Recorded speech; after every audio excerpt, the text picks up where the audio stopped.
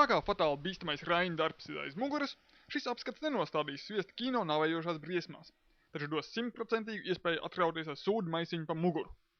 Tāpēc darīsim visu, lai no tā izvairītos. Iemesls ir tāds, ka vidējais latvietis viennozīmīgi ir augstākā mērā ģimeniska būtne, kas drastiski nīst homoseksuālas attiecības.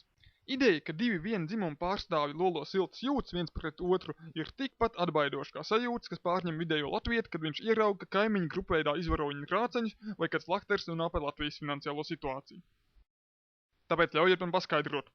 Lai arī šī darba abi galvenie varoņi ir vīriešu dzimumu un ir ļoti tuvi, tas nav nekāds Kuprainais kalns 2 vai Gradzena pavēlnieka nerediģētā versija. Pirmkārt, tāpēc, ka nevienmēr tuvas attiecības nozīmē pārāk tuvas attiecības un no aizmugurs. Dažreiz vienkārši tā ir sirsnīga draudzība. Otrkārt, tāpēc, ka abiem galvenajiem varoņiem ir mazāk par 7 gadiem. Tāpēc pietaupiet savus sūdu maisiņu citiem Latvijas nacionālajiem svētkiem un iepazīstieties ar šodienas obligātās literatūras pārstāvi Valdis Staburaga bērni. Šī darba galvenie varoņi ir 6 gadus vecais Jāncis un 5 gadus vecais Marčs. Viņus abus varētu raksturot šādi.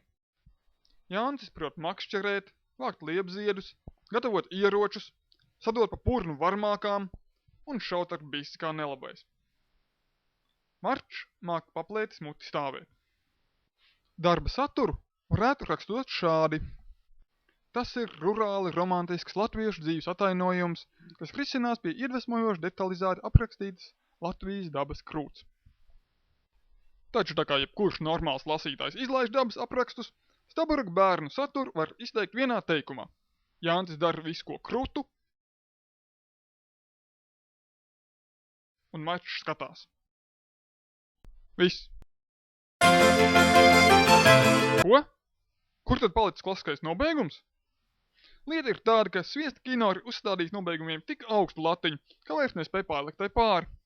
Tāpēc šoreiz atļausiet jums vienkārši novēlēt priecīgus Ziemassvētkus un laimīgu jauno gadu. Tiksimies 2009. gadā, kurā Sviesta kino iespējams pievērsīsies vēl citiem apskatiem, un cerēsim, ka Latvijas un pasaules varoņi būs formā, lai turpinātu filmēties Sviesta kino.